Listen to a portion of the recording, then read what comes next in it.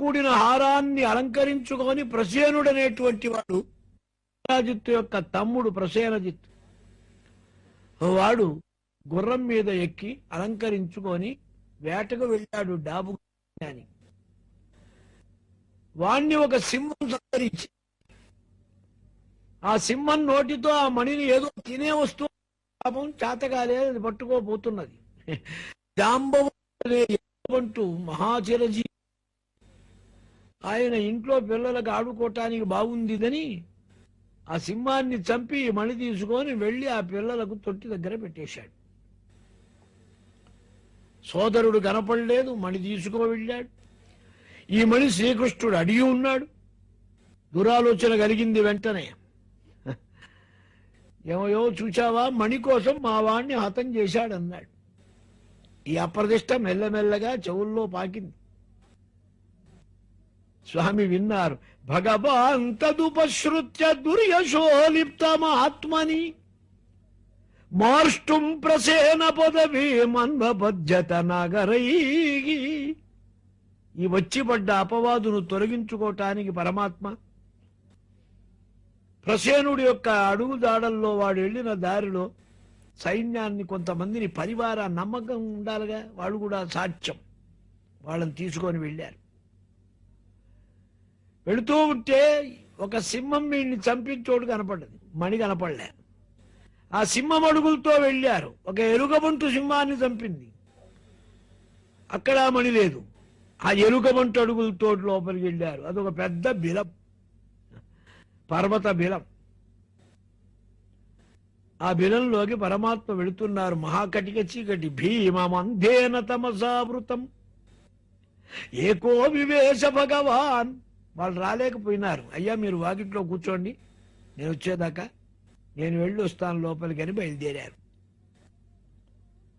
తత్ర దృష్ట్వా మణిశ్రేష్టం బాలక్రీడన గంకృతం. ఆడుకోటానికి పెట్టుకున్న ఆ మణిని చూచారు స్వామి. అక్కడ నిల్చున్నారు. వెళ్ళి ఇదివరకు ఎప్పుడూ చూడని మనుష్యుణ్ణి చూడగానే అక్కడ దాసి ఒకటి ఉంది, అది పెద్దగా అరిచింది. దాంతో కోపావేశంతో జాంబవంతుడు వచ్చాడు. రామాయణ కాలంలో జాంబవంతుడు వాడు పరమభక్తుడు. వామే భూమిసుత పురస్తు హనుమాన్ పశ్చాత్ సుమిత్రాసుత శత్రుఘ్నో భరతశ్చ పార్శ్వదళయో వాయువ్యాది కోణేషు చ సుగ్రీవశ్చ విభీషణశ్చ యువరాట్ తారాసుతో జాంబవాన్ మధ్యే నీల సరోజ కోమల రుచిం రామం భజే శ్యామలం అంటారు. నవాయతన రామ నవాయతనంలో ఒక కోణానికి అధిపతి జాంబవంతుడు, పరమభక్తుడు. అయితే వాడికో సరదా కలిగింది. మూల బలాన్ని ఒక్క రామచంద్రమూర్తి సంవరించారు. 3 గడియల 30 గడియలో ఒకే కోదండం, ఒకే రామయ్య. హరిభయంకర మహత్తరమైన యుద్ధం అది. అందరిని ఆగమన్నారు. అందరు ఆగారు, చూస్తున్నారు. జాంబవంతుడికి బేస్ట్ అనిపించింది. ఇంతటి మహావీరుడు స్వామి ఎంతో నేను కుస్తీ పడితే ఎట్టా ఉంటుంది. ఏదో దిక్కుమాల సరదాలు, మరి మనిషికో సరదా కలుగుతుంది. భక్తుడి సరదా కనుక భగవంతుడు తీరుస్తాడు. మన సరదాలు ఏం జరగకపోయినా ఆయన సరదాకి స్వామి అనుగ్రహించారు. అదే ఈ సన్నివేశం.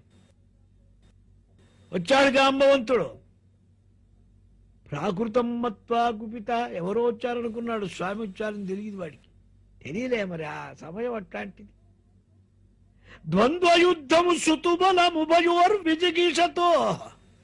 ఇద్దరు పిడిగుద్దులతో యుద్ధం మొదలుపెట్టారు. ఆసీత్తదష్టావింశాగం ఇతరేతర ముష్టిభి వద్య నిష్పేష పరుషై అవిశ్రమ మహర్నిశం. రాత్రి లేదు, పగలు లేదు, విశ్రాంతి లేదు.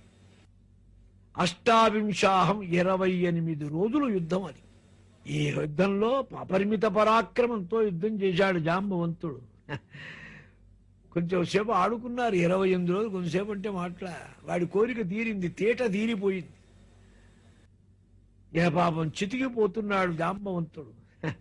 స్వామి అనుగ్రహించి మెల్లగా వాడికి కొంచెం జ్ఞానం ఇచ్చారు. సర్వభూతానాం ప్రాణః ఓజః సహః బలం విష్ణు పురాణ పురుషం ప్రభ విష్ణుమధీశ్వరం. స్వామి నువ్వు సర్వ ప్రాణులకు ప్రాణము, ఇంద్రియ శక్తి, ఓజస్సు, బలము. పురాణ పురుషుడు, నారాయణుడు, సర్వవ్యాపకుడు అని నాకు అర్థమైందన్నాడు జాంబవంతుడు. త్వం హి విశ్వసృజం స్రష్ట సుజ్యానామపి యచ్చసతు కాహ కలయితామీశః పర ఆత్మ అధాత్మనా. సర్వప్రాణులకు ఆత్మస్వరూపములకు మూల పురుషుడు, సర్వేశ్వరుడు. సర్వ సృష్టింపబడే పదార్థములకు నీవు స్రష్టవు. గుర్తొచ్చింది నాకు. యస్య ఈషదుత్కలిత రోష కటాక్ష మోక్షైః వర్తుమాదిశతు క్షుభిత నక్రతిమింగలోబ్ధి సేతుః కృతః స్వయశ ఉజ్వలిత చ లంకా రక్షసిరాంసి భువిపేతురిషుక్షత అని. నీవు నా స్వామివైన శ్రీరామస్వామివి, సర్వేశ్వరుడవు. బాణగ్నినెవ్వడు పజోరాసి నింకించి బంధించి ఏపుమాపే పరగనవడు ప్రతాప ప్రభారాశి చే దానవ గర్వాంధతమసమడచే కంజాతములు త్రెంచు కరిభంగినెవ్వడు దశకంఠ కంఠ బృందములు దృంచే ఆచంద్ర సూర్యమయ్యమరు లంకారాజ్యమునకు ఎవ్వడు విభీషణుని నిలిపే నన్ను నేలిన లోకాధినాథుడెవ్వడు అంచితోదార కరుణారసబ్ధి ఎవ్వడు మారుపడి ఎగ్గుసేసితి మరువబలయు అతడవు నీవగదా మహాత్మా నేడు. నిన్ను నేను మరిచాను, నా సర్వేశ్వరుడివి నీవు. నీ అనుగ్రహం చేతనే లంకాపట్టణాన్ని విభీషణుడు పొందగలిగాడు. సముద్రానికి సేతువు కట్టిన వాడివి, మా అందరికీ ప్రభువు, మేము మీ దాసులం. మారుబడి ఎగ్గుసేసితి మరువవలయు. తెలియక అజ్ఞానంతో మోహితుండై నీకు అపచారం చేశా, నన్ను క్షమించు. ఈ మణి మాచేబడినని ఎందుకు వచ్చానంటే చెబుతున్నారు స్వామి. ఈ మణి మాచేబడనని తామసులొనరించు నింద తప్పడు కొరకై మే మందిరమగు బిలమునకు ఏమరుగుదెంచితిమి. భల్లుకేశ్వర వింటే అయినా మా మీద అప్రతిష్ట అపవాదు తెచ్చి పెడితే దాన్ని తుడిచివేసుకోవటానికి వచ్చాను నీ దగ్గరికి. చాలా సంతోషపడ్డా. కృష్ణావతారంలో ఒక చిన్న మామూలు ఉంది పద్ధతి. ఎన్ని తప్పులు చేసినా సర్వప్రాయశ్చిత్తం ఏమిటంటే వాళ్ళ కూతుర్నిచ్చి పెళ్లి చేయటం. కళ్యాణాంతంతో శిక్ష అయిపోతుంది. మణిని సమర్పించి తన కూతురు జాంబవతినిచ్చి స్వామి ఈమెను ఏలుకోమన్నారు. అన్యైర్మణి ముఖ్యైశ్చ పూజితః భక్తవత్సలః. సర్వలోక శుభంకరమైన చేతితో ఒక్కసారి జాంబవంతుణ్ణి అలా తుడిచారు. యుగ యుగాల నుంచి ఉన్న ఎముకలు కొంచెం లూజ్ అయిపోయింది. స్వామి అలా కుడి చేత్తో అలా తుడిస్తే ఆనందం అయిపోయింది వాడికి. మళ్లీ మామూలు పుష్టి వచ్చింది. మేఘ గంభీర వచనంతో అన్నారు, అదృష్ట్వా నిర్గమం శౌరే ప్రవిష్టస్య విలంజనా. ఇంతలో చూడండి, ఆ వాకిట్లో ఉన్నవాళ్ళు ఎలా నిన్నాళ్ళు ఉంటారు. 28 రోజుల ఈ లోపల యుద్ధం. ఏం జరుగుతుందో తెలియదాయి. వెళదామంటే చీకటాయి. భయం మనమేమవుతామో. ఏదో అయిపోయి ఉంటారనుకోని ఇంటికి వెళ్ళారు. చెప్పారు రుక్మిణీదేవికి. ఆమె పాపం అంబికా దేవాలయంలో పూజించారు. పాపం దేవ్యుపస్థానాత్ ప్రత్యాదిష్టాశిచాచ సహ ప్రాదుర్బభూవ సిద్ధార్థ సదార హర్షయం హరి. అంబికానుగ్రహ ప్రభావం అన్నట్టుగా స్వామివారు మణితో, భార్యామణితో వచ్చారు ఇక్కడికి. ఎంతమంది భార్యలు వచ్చినా ఏమనుకునేది కాదు రుక్మిణీదేవి. ఆమె మహాలక్ష్మి, ఆమె అసలు శక్తి. వీరంతా ఔపచారికమైన క్రీడలు, విలాసాలు. సహపత్న్యా మణిగ్రీవం సర్వే జాత మహోత్సవ. చాలా సంతోషపడ్డారు. పెద్ద దర్బారు తీర్చారు. సభ సత్రాజిత్తుని పిలిపించారు. ప్రాప్తించ ఆఖ్యాయ భగవాన్ మణిం తస్మై న్యవేదయత్. ఈ జరిగిందంతా కూడా చెప్పేసి, ఇదిగో నీ మణి, పొరపాటు నానెత్తిరేశావు, జాంబవంతుడితో యుద్ధం అయింది, ఇలా జరిగిందని చెప్పారు. వాడు సిగ్గుపడి మహాపరితాపడ్డాడు. మహాపురుషుల్ని నిందిస్తే మామూలా? మితభాషిత్వము మాని ఏల హరిపై మిథ్యాభియోగంబు చేసితి, పాపాత్ముడ అర్ధలోభుడను దుశ్చిత్తుండ మత్తుండ దుర్మతి ఈ దేహముఖ అల్పనే, దురితమే మార్గంబునన్బాయునే, ఏ గతి కంసారి ప్రసన్నుడై మనుచునన్ కారుణ్య భావంబునన్. స్వామి ఎలా అనుగ్రహిస్తాడు నన్ను? అనవసరంగా నింద వేశాను భగవానుడికి, చేసిన అపచారాన్ని ఎలా పోగొట్టుకోవాలి? ఏమో తెలియలేదు పాపం. మణిని కూతునిచ్చి, అప్పుడు ఉపాయం దోచింది. జాంబవంతుడు ఏం చేశాడు? యుద్ధం చేసి కూతుర్నిచ్చాడు, ప్రాయశ్చిత్తం అయిపోయింది. అంతేనని తన కూతురైన సత్యభామను, మహాసౌందర్యవతిని, అందుకే ఆమెకు చాలా ఐశ్వర్యం, రోజుకు 7 బారువుల బంగారం పుడుతున్నదంటే ఇక లెక్కేమిటండి. సత్యభామనిచ్చి వివాహం చేశారు. మణిని కూతునిచ్చి మాధవు పదమును పట్టుకొట్టి నేని బ్రతుకగలను, సంతసించున్నతడు సదుపాయమగునిది, సత్యము ఇతర వృత్తి చక్కబడదు. ఇతరమైన పనులు కావు, ఇదే మంచిదని అమ్మాయినిచ్చి పెళ్లి చేసి మణినిచ్చాడు. స్వామి చూసి పిల్లను స్వీకరించారు. పెళ్లికి వద్దన్నారు కృష్ణావతారంలో. మణి మాత్రం మాకొద్దయ్యా, నీ దగ్గరే ఉంది.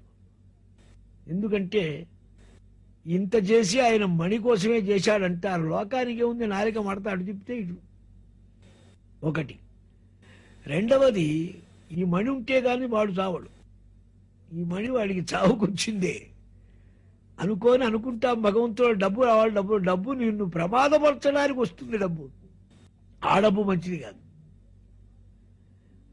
అందుకని సభారంగంలో మణినిచ్చి ఇంకో మాట కూడా చెప్పారు. నీకెందుకు భయం? ఎందుకు? నీకు ఒకతే కూతురు, మా పిల్లలు లేరు.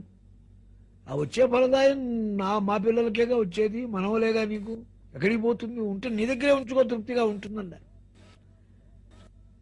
విజ్ఞాతర్థోపి భగవాన్ దగ్ధానా కన్య పాండవన్. ఇంతలో పాండవులు లక్క ఇంట్లో తగలబెట్టబడ్డారు అని వార్త వచ్చింది హస్తినాపురంలో. తెలుసా ఆయనకి తగలబడడానికి? బతిగా ఉంటా తెలియదా? అయినా లోకాచారం మళ్ళీ తను బయట పెడితే అది బాగుండదు కదా. లక్క ఇల్లు తగలబడ్డదనే మాట విని ఆదరించడానికి బయలుదేరారు స్వామి. ఈ సందు చూసుకొని కృష్ణుడు లేడు కదా అని ఈ సత్రాజిత్తుకో మేనలుడుగాడు ఉన్నాడు. వాడు ఎన్నాళ్ళ నుంచో ఎదురు చూస్తున్నాడు. ఈ మణి అమ్మాయి ఇద్దరూ దక్కుతారు. 2 నోట్లో కరక్కాయ పడ్డాయి. ఈ మామగాడు ఈ పని చేస్తాడా అని అర్ధరాత్రి వచ్చి వాడిని చంపి చేస్తానంటే చేయమన్నారు. ఎవరు? ఇద్దరు. కృతవర్మ, అక్రూరుడు. అక్రూరుడు పరమ భాగవతుడు కదా. అంటే భగవంతుడికి తప్పు చేసేవాడు శిక్ష వీడు అంతే కావాలనుకున్నాడు ఆయన. సత్రాజిత్తును చంపేశారు. ఈ మణి కాస్త తీసుకున్నాడు.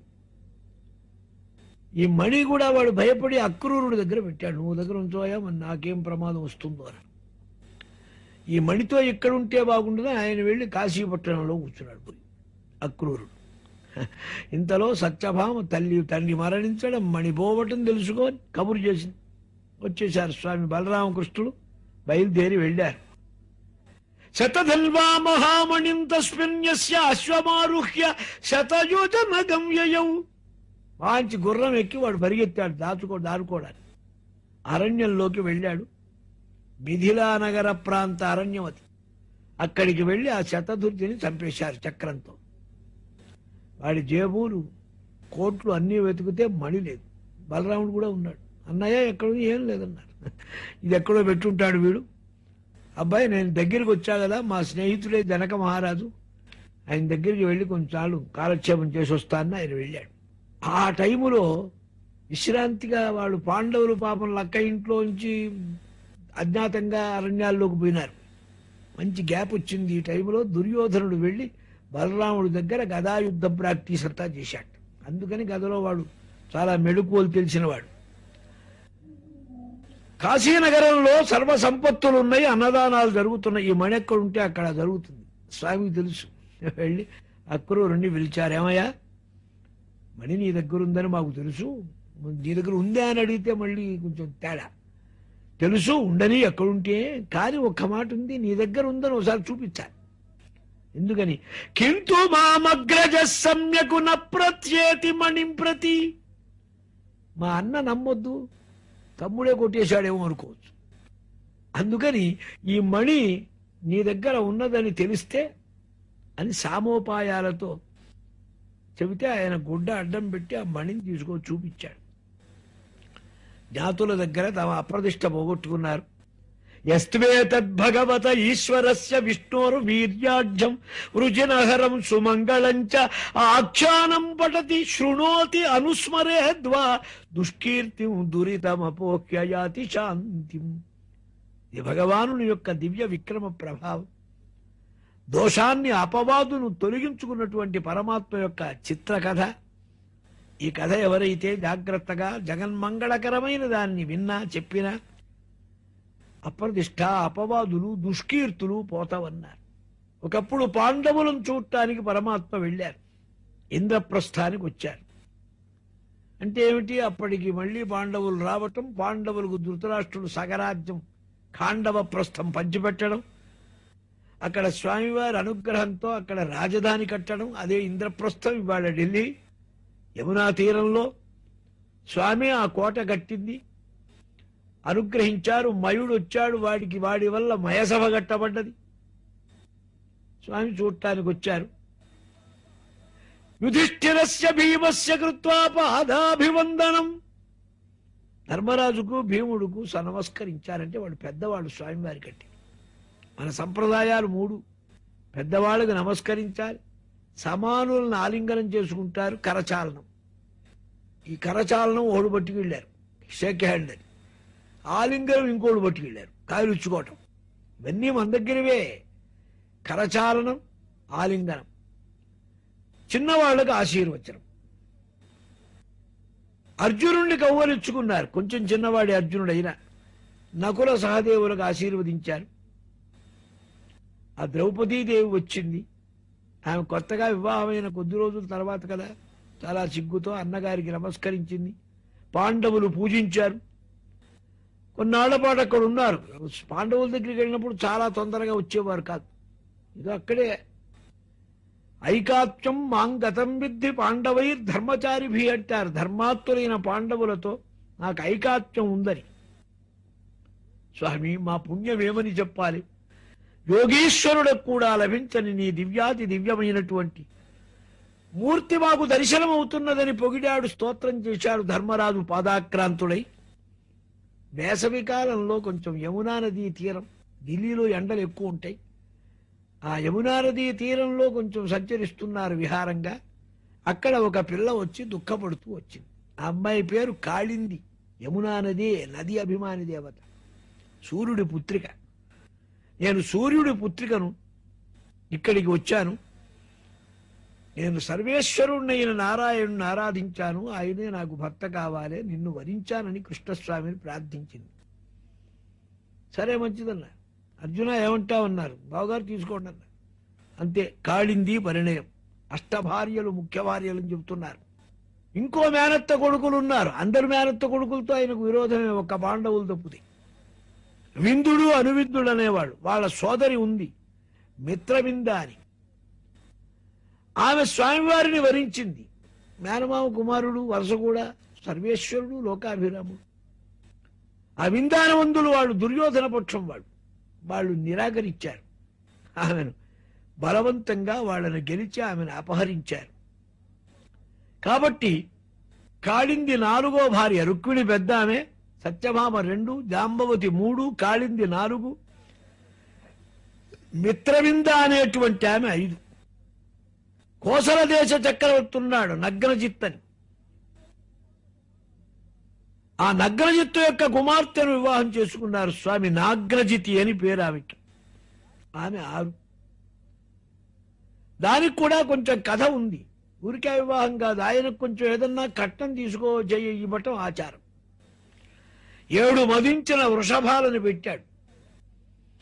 వాటిని ఎవరైతే గెలుస్తారో వారిని ఇచ్చి వివాహం చెయ్యాలనుకున్నాడు. ఎవరు గెలుస్తారు? వచ్చేవాడల్లా డొక్క పగలు తీసేవి ఆ వృషభాలు.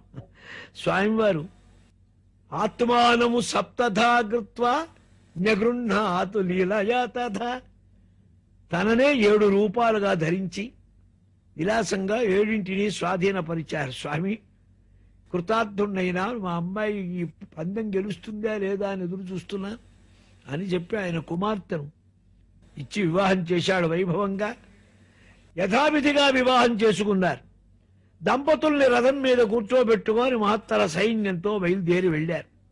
కావలసినంత పరిపారిపర్హం కట్నాలిచ్చాడు.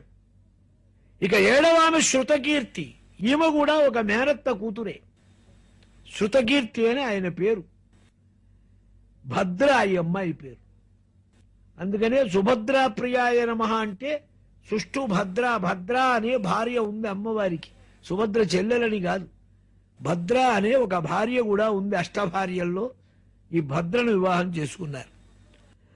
అలాగే మద్రదేశం నుంచి మద్రరాజు గారు ఆయన కుమార్తె లక్ష్మణ, సమస్త ఉత్తమ శుభ లక్షణాలతో కూడిన పిల్ల, ఆ అమ్మాయిని ఇచ్చారు, వివాహం చేసుకున్నారు.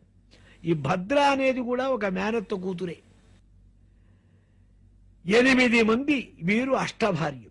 ఇవిగాక 16,000 మంది భార్యలు. వీరందరికీ సంతానం. తలా 10 మంది మగపిల్లలు. మళ్ళీ హెచ్చు తగ్గితే కొట్టుకుంటారు. సౌతుల్లో పెద్ద గోల వస్తుంది. తలా 10 మంది సంతానం చక్కగా చూపించారు స్వామి. విలాసం ఇదంతా. ఈ 16,000 మంది ఏమిటంటే అది చెప్పండి అన్నాడు. భూమి యొక్క కుమారుడు నరకాసురుడు అనేవాడు. ఆ నరకాసురుడు యొక్క దౌష్ట్యం చాలా పెద్దది. భూదేవి అనుగ్రహంతో వాడికి మంచి శక్తి వచ్చింది. ఇంద్రుడి యొక్క గొడుగు లాక్కున్నాడు, అదితి కుండలాలు లాగేశాడు, దేవతల స్థానాలు అపహరించాడు. వాడి పట్టణం ప్రాగ్జ్యోతిష పట్టణం, అస్సాం అన్నమాట. అస్సాంలో వాడిది ఏకఛత్రాధిపత్యం. వాడు అక్కడే కాక దేశాన్నంతటిని స్వాధీనపరుచుకున్నాడు, లోకాలన్నిటిని కూడా. అసురత్వం కూడా ఉంది. వీడు ఆ గ్రూపు వాడే జరాసంధ, అంతవక్త్ర, విడువరథ వీళ్ళందరూ ఉన్నారుగా. అప్పుడు స్వామివారిని ప్రార్థించారు. ఎంతమందో రాజకుమార్తెలను అపహరించి బందీలుగా పెట్టేశాడు వాడు. 16,000 మంది పెళ్లి కావలసిన పిల్లల్ని పట్టాటండి వాడు. దుంపలే వాడెంతవాడు దుర్మార్గుడు. వాడి యొక్క బాధ పడలేక దేవతలు వచ్చి ప్రార్థించారు. స్వామి బయలుదేరుతున్నారు. అప్పుడు సత్యభామ అన్నది, స్వామి నేను కూడా వస్తాను దీంతాని.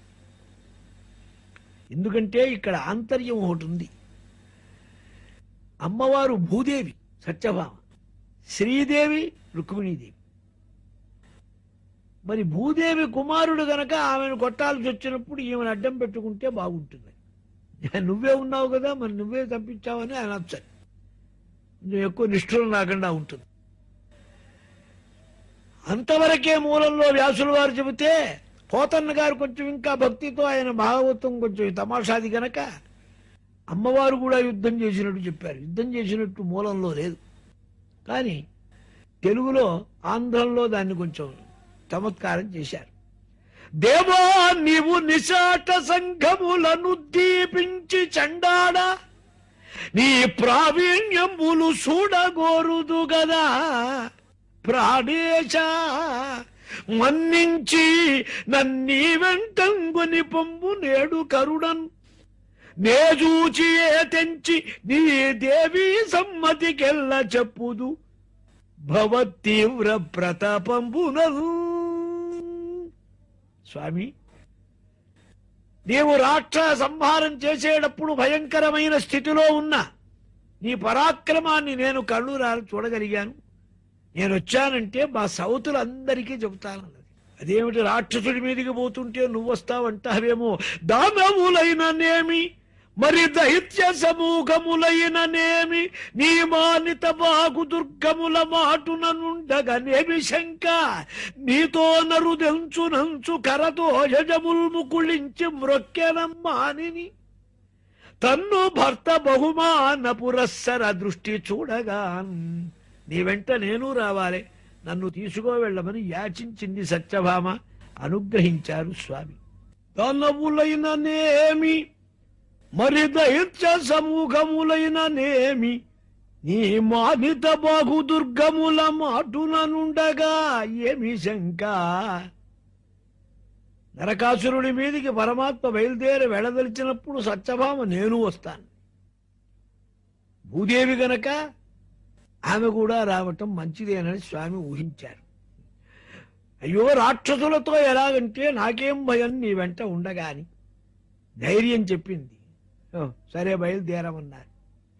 చక్రేణ అగ్నిం జలం వాయుం మురపా సంస్థాసిన గదేన యంత్రాణి హృదయాని మనస్వినా ప్రాకారం గదయా గుర్వ్యా తతు బిభేద గదాధర పాంచజన్యధ్వనిం శ్రుత్వా యుగాంతాశని భీషణ. వాడా నరకాసురుడు తన నగరానికి వచ్చే ముందు నీటిలో పాశాలు, చక్రములు, వలలు, బంధములు ఎన్నో పెట్టాడు. పర్వత దుర్గాలున్నాయి చుట్టూ.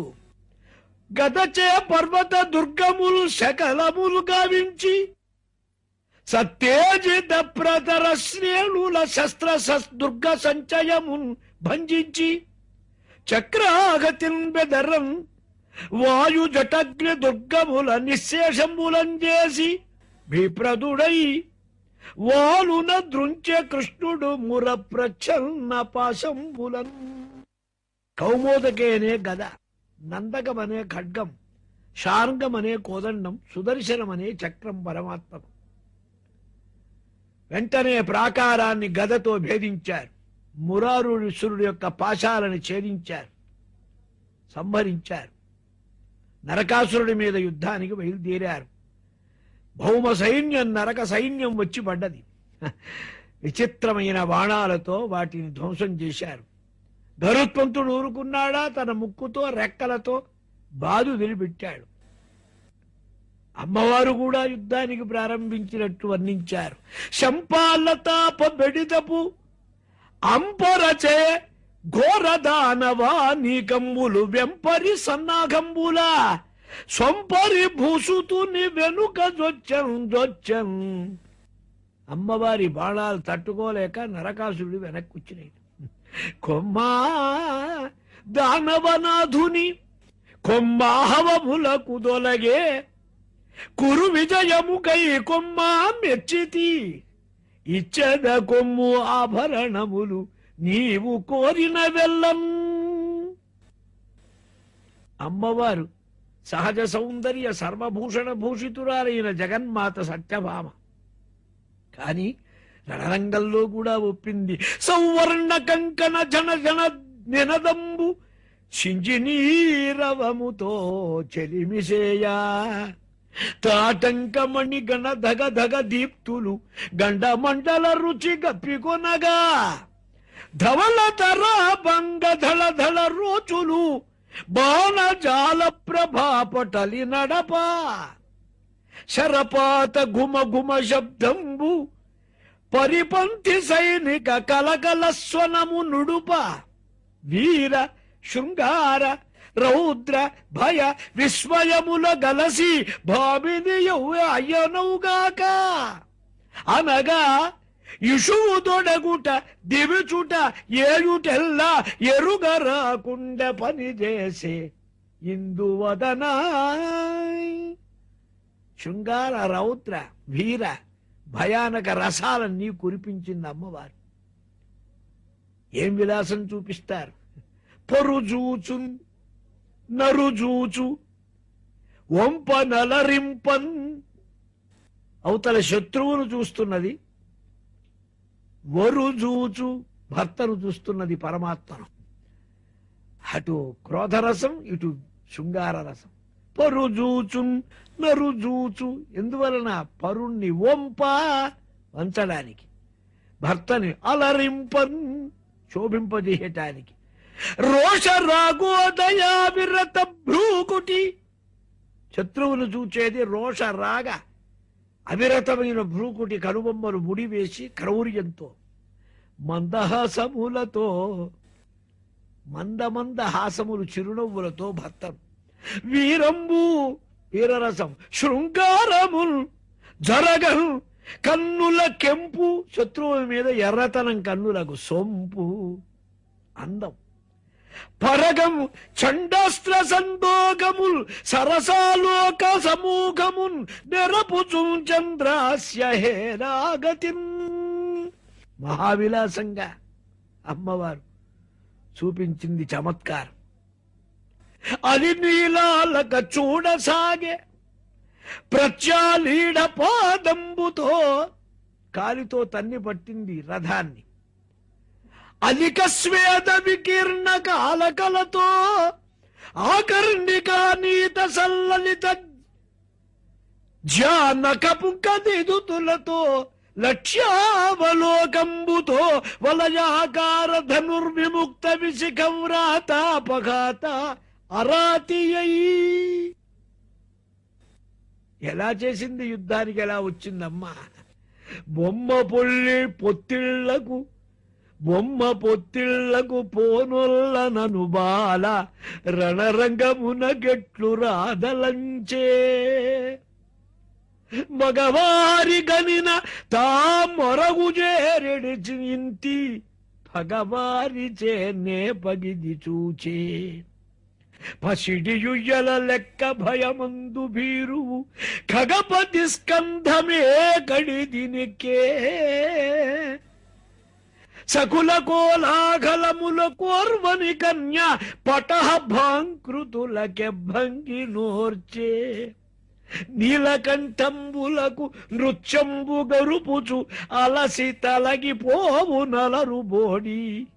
ఏ విధమున ఉండే ఆలీఢాధిమానములకు రిపుమాన మడప. లలిత శృంగార లీలా విలాస హావభావ స్ఫూర్తులు కలిగిన కోమలమైన స్త్రీ యుద్ధానికి ఎలా వచ్చిందన్నారు. అవునవును, ఆమె ముఖం ఎలా ఉంది? రెండు కాంతులు ఉన్నాయన్నారు. రాకెందు బింబమై రవి బింబమై ఒప్పు నీరజాతే క్షణాన్యమోగంబు.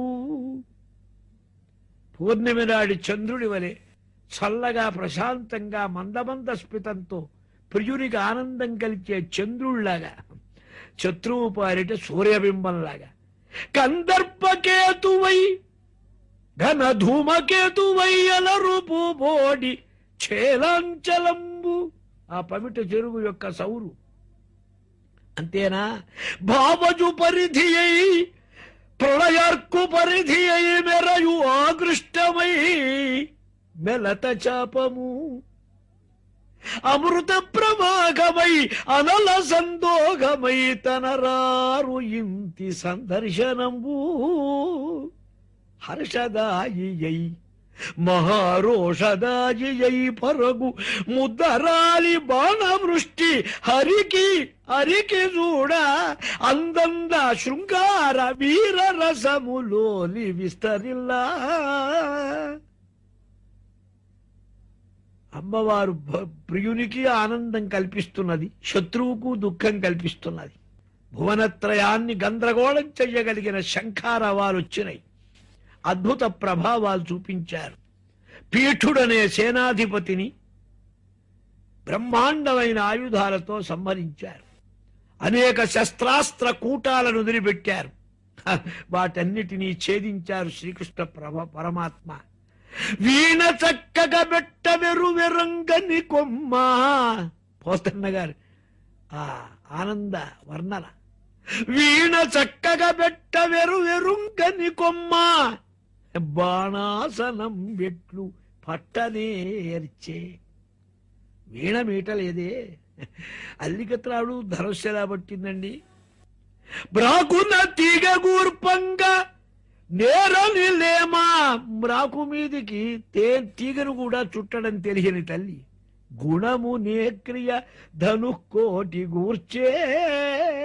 ధనస్సుకు అల్లిక త్రాడు ఎలా కట్టింది. సరవి మృత్యము గృహజాల నియబల ఏ నిపుణత సంధించే నిశిత శరము. పూల చెండ్లు కట్టడానికి ముత్యాల దండకు దారం ముత్యాల్లోకి దూర్చలేని తల్లి ఎలా వేసిందండి, బాణాన్ని ఎలా సంధించింది. చిలుకకు పద్యంబు చెప్పనేరని తన్వి అస్త్ర మంత్రంబులు ఎన్నడు అభ్యసించే. శస్త్రాస్త్ర మంత్రాలెలా.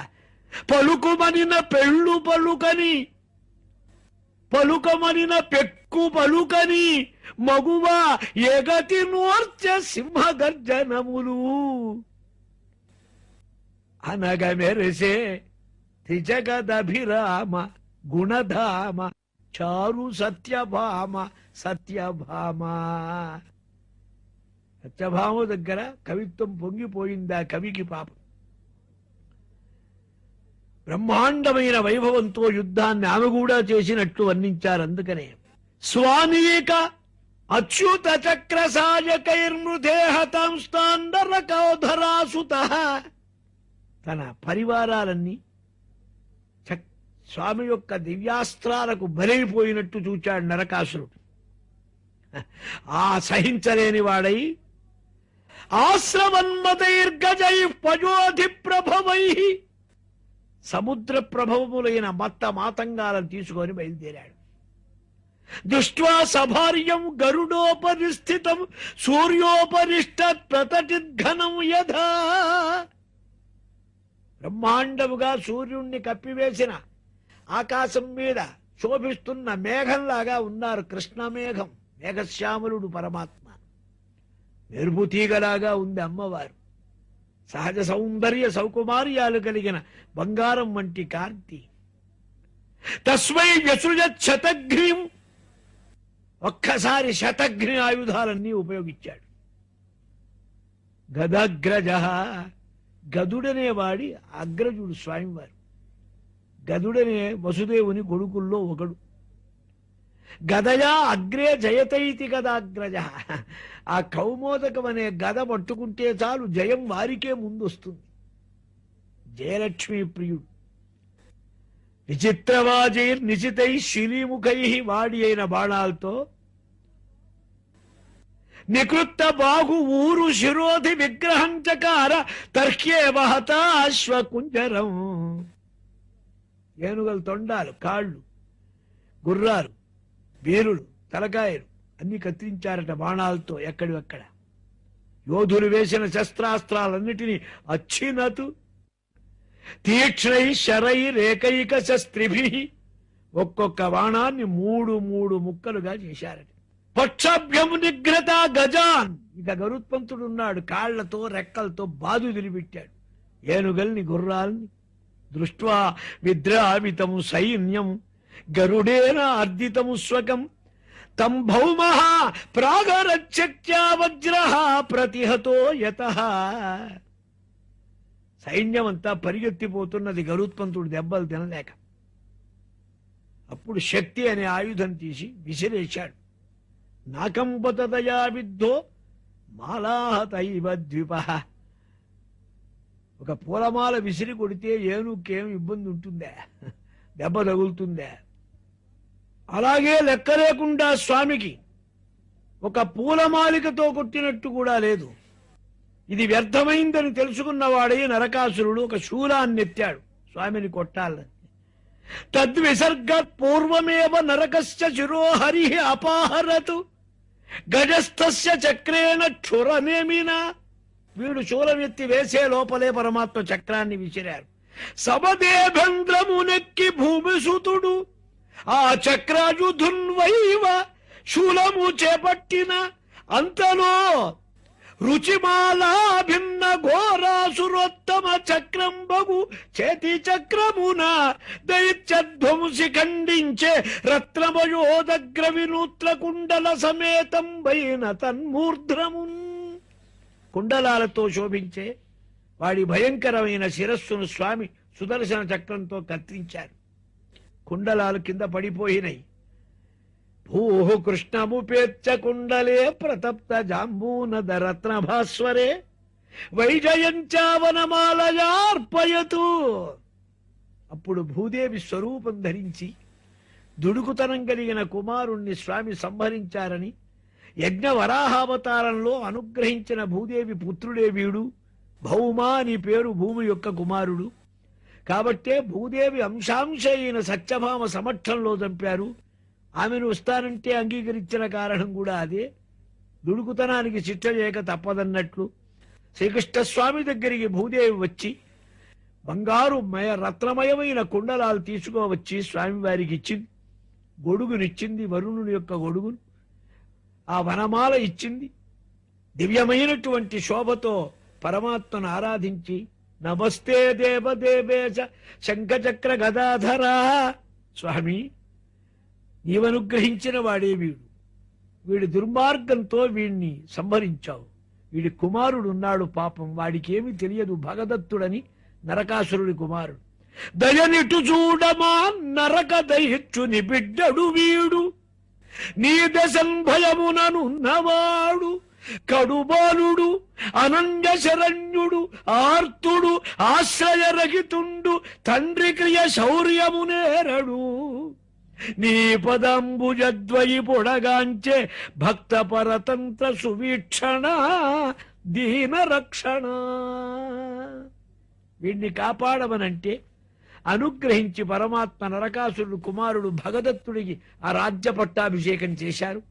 వీడు యుద్ధంలో వచ్చి అర్జునుడి చేత సంహరింపబడతాడు. స్వామివాడిని ముట్టుకోరు, అందుకనే అది భగవంతుడు ఇచ్చిన వరం అన్నమాట. ఆ పాదముల మీద పడ్డాడు భగదత్తుడు. ధర్మాత్ముడు, పాండురాజుకు స్నేహితుడని కూడా పేరు ఈయనకు మహాభారతంలో. అప్పుడు ఆ నరకాసురుడి రాజ్యం వానికి ఇచ్చి నరకాసురుడి చేత బందీలుగా చేయబడ్డ 16,000 మంది స్త్రీలను విడుదల చేశారు. వారందరూ పరమాత్మనే వరించారు. స్వామి నీవే మాకు భర్త కావాలని అనన్యమైన భావంతో ఆరాధిస్తే వారందరినీ స్వీకరించారు. 16,008 మంది భార్యలు. అందరికీ వేదోక్త విధానంగా ఏ ఇంటిలో ఆ పెళ్లి కొడుకుగా 16,000 రూపాయలు ధరించి పెళ్లి చేసుకున్నాడు. 16,000 ఏళ్ళకి ఎట్లా వెళ్ళగలడు? ఈ సంసారం ఎట్లా ఉంటుందా బాబు, పెళ్ళంటే భయపడి నేను దూరంగా ఉన్నానని నారదులు వారు చూద్దామని వెళ్ళాడు. ఒకసారి వెళితే ఒక్కొక్క ఇంట్లోకి వెళుతున్నాడు. బలానిల్లం లేదు. ఒక ఇంట్లో పురాణం వింటున్నారు స్వామివారు, ఒక ఇంట్లో పిల్లల్ని ఎత్తుకొని ఆడిస్తున్నారు, ఒక ఇంట్లో నలుగు పెట్టుకుంటున్నారు, ఒక ఇంట్లో ఆ భార్యతో సరసాలాడుతున్నారు, ఒక ఇంట్లో అగ్నిహోత్రం చేస్తున్నారు. ఒకే కాళ్ళు మోకాళ్ళు చిప్పలు తొరిగేంత పని ఎన్నిళ్ళు తిరుగుతాడు? నీ మాయాజాలాన్ని చూచి నేను మోహింపబడ్డానన్నాడు. 16,000 ఇళ్లున్నాయి. 16,000 ఇళ్లకు 16,000 రథాల శాలలు, కారుషెడ్లు ఉన్నాయన్నమాట. ఒకటే బజారులో ఉన్నాయి ఇవన్నీ. అది ద్వారకలో నిర్మాణం విశ్వకర్మ. 16,008 రథాలు బయలుదేరేవి. ఆఫీస్ టైంకు సరిగ్గా రథంలో ఎక్కి స్వామివారు ఆ సందుదాకా 16,008 రథాలు వచ్చేవి. ఆ టర్నింగ్ మలుపు తిరగానే ఒకటే రథం, ఒకే కృష్ణుడు, సభలో ఒకడే. మళ్ళీ ఇంటికి వచ్చాడు, మళ్ళీ 16,008. అనంతమైన స్వామి. ఏకథా బహుధా చైవ దృశ్యతే జలచంద్రవతు. ఒకడుగా అనేకంగా పరమాత్మ యొక్క విలాసం. ఇలా విలాసం చూచి ఆనందించాడు నారదుడు. పౌండ్రక వాసుదేవుడు అని వాడు ఉన్నాడు, ఇమిటేషన్ వాసుదేవుడు. శ్రీవత్సం ఉండాలి ఇక్కడని కాల్చుకున్నాడు వాడు, ఇక్కడ పుట్టుమచ్చ ఉన్నట్టుగా. తులసీ వనమాల వేసుకునేవాడు వాడు, గరుడ ధ్వజమే పెట్టుకున్నాడు. వాణ్ణి సంహరించారు యుద్ధంలో. బలరాముడు కోపం వచ్చింది, దుర్యోధన పుత్రికను లక్ష్మణ అనేటువంటి ఆమెను, జాంబవతి కొడుకు శ్రీకృష్ణస్వామి వారి కొడుకు, వాళ్ళేదో ప్రేమించుకున్నారు సాంబుడు. ఆ సాంబుడు వెళ్ళి అపహరించుకో వచ్చాడు. నీ యువపతి నేనే తీసుకెళ్తాను. అప్పుడు దుర్యోధనుడు కోపం వచ్చి ఆటూటని సైన్యం మీద కబుర్లు చేశాడు. బలరాముడు శిష్యుడు కదండి, నా శిష్యుడే, నేను చెప్తానన్నాడు. నువ్వు చెప్పినా వాడు వినడన్నా? కాదన్నారు. వెళ్ళాడు బలరాముడు. చెబితే చాలేవయ్యా, మీరంతా పెరుగు పాలు వెన్న అమ్ముకున్న బాబుతూ మీకు తోడు రాజ్యాధిపత్యం ఉందా, మీకు పిల్లనివ్వటం ఏంటి మేమిటి అన్నాడు. ఏమిరా ఎంత మాటల్లో? ఆయన ఆదిశేషావతారం. కోపం వచ్చింది. ఆ హస్తినా పట్టణానికి చివర వెళ్ళి ఆ నాగరిట్ట ఎత్తి ఈ మొత్తం పట్టణం గంగలో వారేస్తాడు. ఇవాళకి మీరట్ జిల్లాలో హస్తినాపురం ఉంది, నేను వెళ్ళి చూసి వచ్చాను. ఆ హస్తినాపురం గంగ దగ్గర చాలా ఎత్తుగా ఉంటుంది, నాగలితో గడ్డ ఎత్తినట్టు. దుర్యోధనాదులు వచ్చి కాళ్ళ మీద పడితే నాగలు తీసేశారట. అప్పుడు పెళ్లి బాగా జరిగిందన్నారు. శిశుపాలుణ్ణి చంపాడని శిశుపాలుడి పెత్తల్లి కొడుకు ఓడున్నాడు దంతవక్తుడు. వీడు కూడా మేనత్త కొడుకేనండి పాపం. వీడే కుంభకర్ణుడు. ఈ దంతవక్తుడు వాడొచ్చి యుద్ధానికి వచ్చాడు స్వామివారి మీద. వాణ్ణి సంహరించారు. వాడి తమ్ముడు నేను తగుదునని వాడొచ్చాడు, విడూరథుడు అన్నారు. వాణ్ణి చంపారు. బలరాముడు ఆ తీర్థయాత్రకు వెళదామని బయలుదేరితే నైమిషారణ్యంలో కూర్చొని పురాణం చెబుతున్నాడు ఆ సూతుల వారు. నేను వచ్చాను లేవలేదని కోపం వచ్చి ఆయన మీద ఒక మంత్రించి దర్భేస్తే ఆయన చచ్చాడు. బ్రహ్మహత్యా పాపం వచ్చిందన్నారు. అప్పుడు ఆయన యొక్క వాళ్ళ మాటల వల్ల పల్వలుడనే ఒక రాక్షసుడిని చంపి వాళ్లకు బాధ తీర్చి సరస్వతీ నదీ తీర్థయాత్ర చేస్తూ వచ్చారు. సరస్వతీ నదీ తీర్థయాత్ర చేస్తూ ఉండగా బ్రహ్మాండమైనటువంటి కురుక్షేత్ర యుద్ధం జరిగింది. వాళ్ళ దగ్గరికి వెళ్ళను, నీ దగ్గరికి రానన్నాడు దుర్యోధనుడు వచ్చి అడిగితే. ఎందుకని? పాండవులను వదిలిపెట్టి వాళ్ళుండరు. పాండవుల్ని వదిలిపెట్టి నేను నీవేపొస్తే నాకు కృష్ణుడితో ఎదురుగా ఉండలేను, నా వల్ల కాదు, నేను తీర్థయాత్రకు వెళ్తాను. ఇష్టం లేని పెళ్లి తెప్పించుకోవడానికి బదరి యాత్ర వెళ్ళినట్టు ఆయన ఈ పని చేశాడు. ఇంతలో తమాషా జరిగింది. ప్రద్యుమ్నుని కుమారుడు అనిరుద్ధుడు. వాణ్ణి స్వప్నంలో చూచింది ఒకటి బాణాసురుడి కుమార్తె ఉషాదేవి. అది ఉషా పరిణయం. వాడు శంకరుడు యొక్క అనుగ్రహం పొందినవాడు. నిన్ను నా వాకిలి కాబుమంటినా, వాకిలి కాబవయ్యా అన్నాడు. శంకరుడు వచ్చి అనుగ్రహిస్తే ఏం కావాలంటే నా వాకిట్లో కూర్చో నువ్వు చాలన్నాడు. రోజు పాపం సెక్యూరిటీ వాళ్ళ కూర్చున్నాడు. శంకరుడు భక్తపరాధీనుడు. కూర్చోగా ఎవరికైనా ఎక్కువగా కనపడితే కొంచెం అలుసుగా ఉంటుందండి. ఏవయ్యా శంకర అన్నాడు ఓ రోజు బాణాసుడు. ఏమిటిన్నాడు? కొంచెం నువ్వు ఉన్నావని ఎవరు రావటంలే, యుద్ధానికి తీట ముడుతున్నది, మన ఇద్దరం కుస్తీ పడదాం. ఎవరు దౌర్భాగ్యుడా, చివరికి ఇంతవరకు వచ్చిందా నీ గురుత్వం? నీ భుజాల తీట 1000 బాహువులు ఇచ్చాడు ఆయన. ఇవన్నీ నరికి మిగతావే అట్టే పెడతాళ్లే, నా స్వరూపం నేను చెయ్యని ఇంకోటి వస్తాడన్నాడు. ఆయనే శ్రీకృష్ణ స్వామి. శివాయ విష్ణురూపాయ శివరూపాయ విష్ణవే అని. సరే, అందుకని ఆ బాణాసురుడు భయంకరంగా ఉన్నాడు.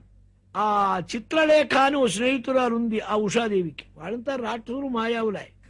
స్వప్నంలో వచ్చిన పురుషుణ్ణి పసిపట్టి బొమ్మ వేసింది. ఇదే బొమ్మ అన్నది ఆమె. ఆ బొమ్మ వాడిని పట్టుకొచ్చింది మాయాశక్తితో. హాయిగా అంతఃపురంలో క్రీడలు జరుగుతున్నాయి. తర్వాత ఎప్పుడో కొంచెం ఫిర్యాదు వెళ్ళింది అక్కడికి. వెళితే అప్పుడు ఏం చేయాలన్నారు? కోపం వచ్చింది బాణాసుడు. బాణాసుడు అంటే బలిచక్రవర్తి మనవడండి. మళ్ళీ చుట్టరికారు ఎడిపోతే మళ్ళీ అటు తిరిగితే ఆయన మళ్ళీ ప్రహ్లాదుడి యొక్క మనవడే. బలిచక్రవర్తి కొడుకు ఈయన.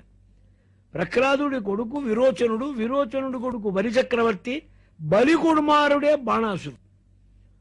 ప్రహ్లాదుడేం విష్ణు భక్తుడు, బలి విష్ణు భక్తుడు, ఈయన శివభక్తుడు. శివుడెవరు, విష్ణువెవరు? అప్పుడు ఆ ఉషాదేవిని కోసం అనిరుద్ధుణ్ణి బంధించారు. ఈ వార్త మెల్లగా తెలిసింది పరమాత్మకు.